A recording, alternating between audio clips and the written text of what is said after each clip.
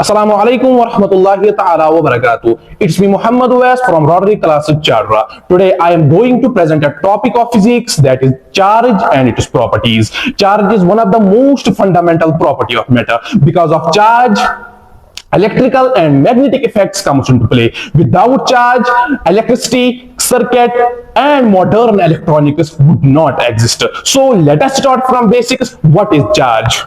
It is an intrinsic property of matter. Intrinsic property हम उस property को कहते हैं जो एक नेचुरली जो होती है जस्ट लाइक मास। ये इसकी अपनी प्रॉपर्टी होती है, जो अंदर वाली प्रॉपर्टी है। हमें किसी बॉडी, जो चार्जड बॉडी है, हमें उसको चार्ज देना नहीं पड़ता है। जो चार्ज होता है ये इसकी इंट्रिंसिक प्रॉपर्टी होती है, खुद ब खुद अपनी प्रॉपर्टी होती है। It is an intrinsic property of matter due to which electromagnetic forces due to which electromagnetic forces comes into play. So charge जो होता है एक इंट्रिंसिक प्रॉपर्टी ऑफ मैटर होती है, जिसकी वजह से इलेक्ट्रोमैग्नेटिक फोर्सेस बाहर से में आते हैं। और we can also define it as charge is either excess of electrons. It can be excess of electrons. excess of electrons or deficiency of electrons. Charge या तो deficiency of electrons हो सकता है या तो excess of electrons होता है। लेकिन ये बात याद रखिएगा, अगर हमारे पास एक बॉडी है वो पॉजिटिवली चार्जड बॉडी है हमारे पास, तो जो ये बॉडी पॉजिटिवली चार्जड बॉडी है, उस बॉडी का जो मास है वो कम हुआ होगा। क्यों कम हुआ होगा? इट डिक्रीजेस इट्स मास। क्यों अपना मास डिक्रीज करेगा? ये इसलिए अपना मास डिक्रीज करेगा क्योंकि इस बॉडी से हमने इलेक्ट्रॉन्स को निकाला है। और we can say that the body has lost its electrons. When a body lost its electrons, it decreases its mass. So same is the case with positive charge, same is the case with negative charge. अगर हमारे पास एक negative charge body है तो हम कह सकते हैं इस बॉडी ने, नेगेटिव चार्ज बॉडी को हम कहेंगे इसलिए अपना मास इंक्रीज किया होगा। क्यों किया होगा? क्योंकि इस बॉडी ने या तो इलेक्ट्रॉन्स हमने इसको ऐड किए होंगे या तो इस बॉडी ने इलेक्ट्रॉन्स ऐड किए। और we can say that the body has gained the electrons. When the body gained the electrons, then that time we say the body has increased its mass. It is the charge, it is the definition of the charge. Next हमारे पास आता है properties of charge.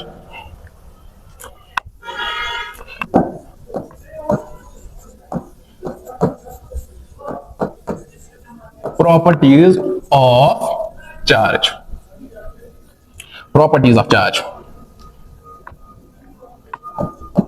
First, it is a scalar quantity. जो charge है एक scalar quantity है।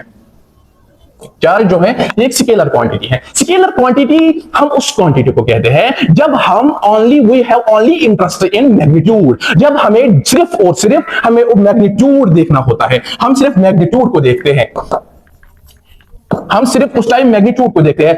When we are only interested in the magnitude, that time we say that body that's the scalar, that is scalar. उसके बाद आता है और एक पोलैरिटी। याद रखिएगा, हमारे पास सिर्फ दो चार्जेस हो सकते हैं। We have only two types of charges, that is positive charge.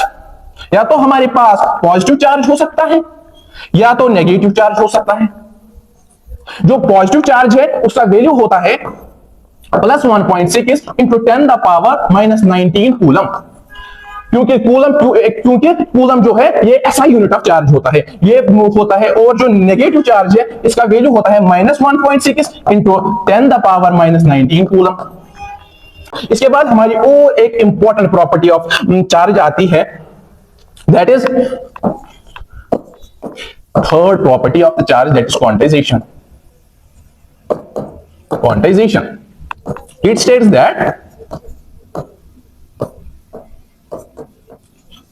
It states that charge is an integral multiple of basic, or we can say fundamental charge. जो चार्ज होता है ये होता है, इट्स चार्ज जो होता है integral multiple of basic charge. It can be expressed as Q is equal to ME. Where जो Q हमारे पास जो होता है वो होता है टोटल चार्ज. Q होता है टोटल चार्ज एंड N होता जो इंटीग्रल मल्टीपल. और जो चार्ज होता है जैसे बेसिक चार्ज असल में 1.6 into 10 the power minus 19. लेकिन यहां पर एक बात याद रखना जरूर, जो n है ये कभी भी फ्रैक्शनल नहीं हो सकता. n can neither be fractional not decimal. ना ही ये फ्रैक्शनल हो सकता है नॉट डेसिमल, नॉट फ्रैक्शनल और डेसिमल. क्यों नहीं हो सकता?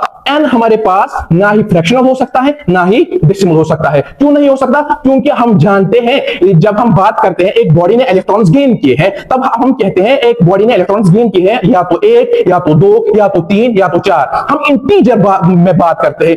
हम ये नहीं कहते हैं एक बॉडी ने इलेक्ट्रॉन्स गेन किए प्लस एक बॉडी ने इलेक्ट्रॉन्स गेन किए 2.5. हम ये कभी नहीं कह सकते हैं कि एक बॉडी ने इलेक्ट्रॉन्स गेन किए हैं माइनस 3.5. हम पॉइंट में बात नहीं करते हैं. व्हेन वी टॉक हम सिर्फ बात करते हैं यहां पर जो होता है इंटीजर वैल्यू दैट इज 1 2 3. हम कभी ये नहीं कहते हैं कि 1.5 2.5 ये हम कभी भी नहीं कहते हैं. इसके बाद और एक प्रॉपर्टी हमारे पास आती है conservation of charge.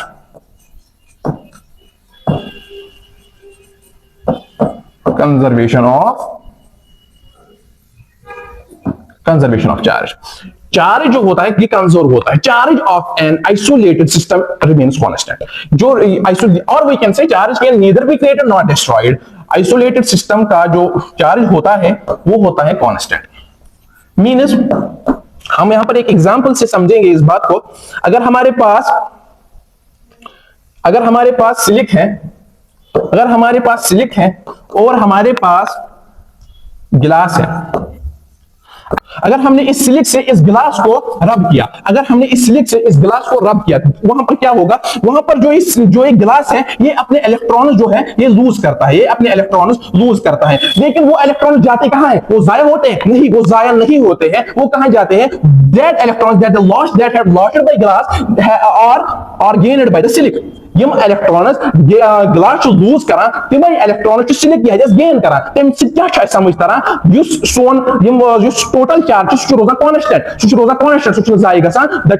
So charge can neither be created not destroyed but can be transferred from one system to another system. अगर हमने इस सिस्टम से यहां पर हो सकता है ये अपने इलेक्ट्रॉन्स को लूज करता है लेकिन और ये अपने इलेक्ट्रॉन्स को गेन करता है. उससे क्या होता है? जो टोटल चार्ज होता है वो क्या होता है? वो होता है कांस्टेंट. उसके बाद और एक प्रॉपर्टी हमारे पास आती है दैट इज एडिटिव नेचर.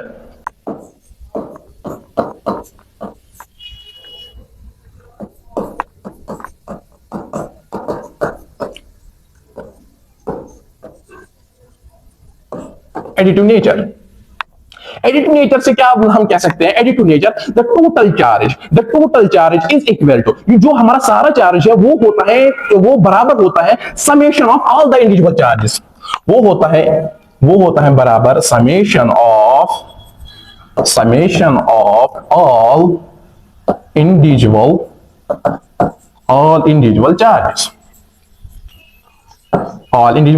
मतलब अगर हमारे पास दो चार्जेस हैं, हमारे पास 5 कूलम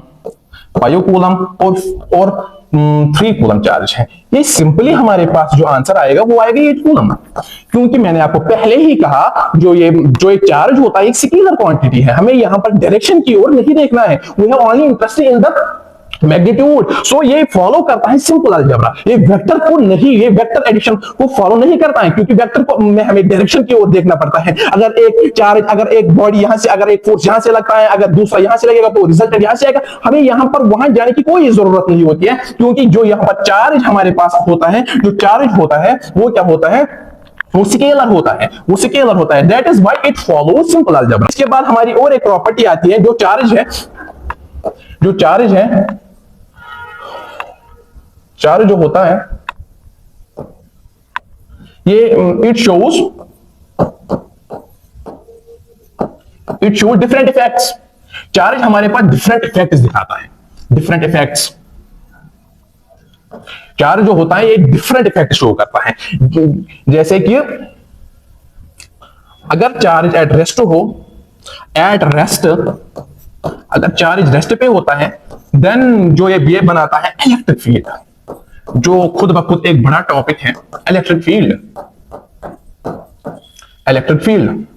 और एट हम जानते हैं हमारे पास दो टाइप्स ऑफ मोशन होते हैं, हमारे पास टू टाइप्स ऑफ मोशन हमारे पास होते हैं, that is uniform motion and non uniform motion. याद रखिएगा, जब हमारे पास eight uniform motion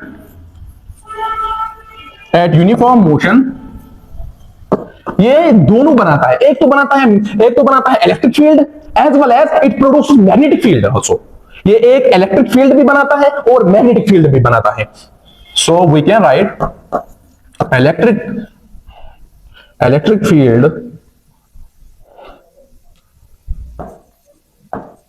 electric field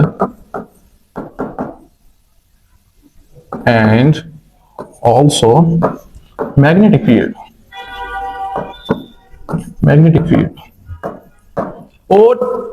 और ये शो करता है जब ये नॉन यूनिफॉर्म मोशन, जहां पर एक्सेलरेशन रिटार्डेशन हमारे पास आता है, तो वहां पर क्या करता है, वहां पर ये नॉन यूनिफॉर्म मोशन जब होता है at non uniform motion it emits energy, ये एनर्जी को इमिट करता है एंड प्रोड्यूसेस